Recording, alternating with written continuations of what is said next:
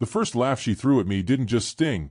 It cut straight through my chest like a blade I hadn't seen coming.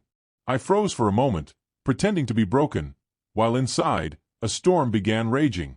Her smirk was a weapon, and every mocking word she uttered felt like poison dripping into my heart. She thought she had won, that her betrayal had shattered me beyond repair, but little did she know, I was already planning a silence so sharp, it would wound her more than any confrontation ever could. For days, I became a shadow in my own home, observing her with a patience born of heartbreak. Every glance she threw at me, every secret message sent while pretending to be elsewhere, every whispered phone call, I catalogued it all.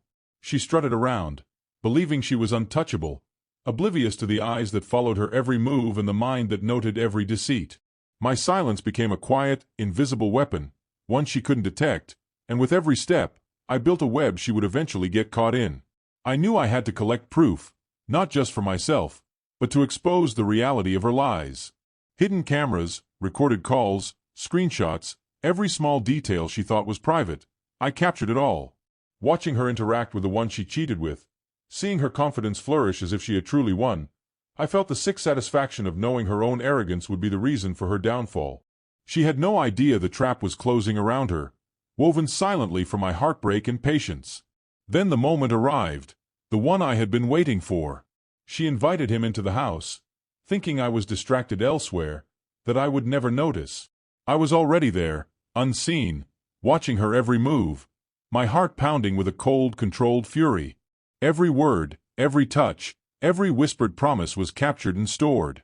She smiled, believing she was untouchable, while I silently plotted the exact moment her world would implode. This was the apex of suspense, the point where anticipation and horror collide, and the betrayer thinks they are in control. I didn't rush. I let her believe she had free rein. Then, I unleashed the truth with surgical precision. Every piece of evidence, the texts, the secret meetings, the confessions she thought were private, was exposed to everyone she knew. Friends, family, even her lover witnessed the collapse of her carefully constructed facade. Her laughter, once aimed at mocking me, returned to her as horror. Her arrogance crumbled as quickly as it had been built, and all I did was watch, silent, letting her regret grow in real time. Her face twisted from shock to panic, from panic to desperation. She reached out, tried to explain, tried to salvage her dignity, but the damage was irrevocable. Those who had believed her lies now recoiled in disbelief. Every smile she had once worn to torment me was now her curse. She fell to her knees, helpless, crying out for forgiveness that she didn't deserve.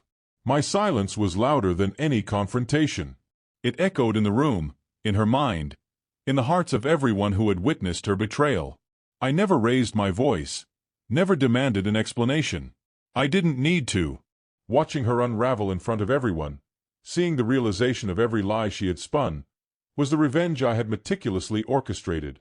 The power of silence, patience, and planning eclipsed any immediate confrontation. Her world had crumbled not by my anger, but by the weight of her own deceit, magnified by the very person she thought she had broken. When I finally left, the silence behind me was deafening. The house that once held love now bore the ruins of betrayal.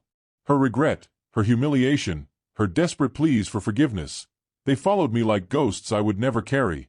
And in the quiet aftermath, I felt a strange peace. Revenge had never been about rage. It was about justice, precise, inevitable, and undeniable. She would remember this moment forever, the moment she realized that mocking and betraying the wrong person could destroy her entire world.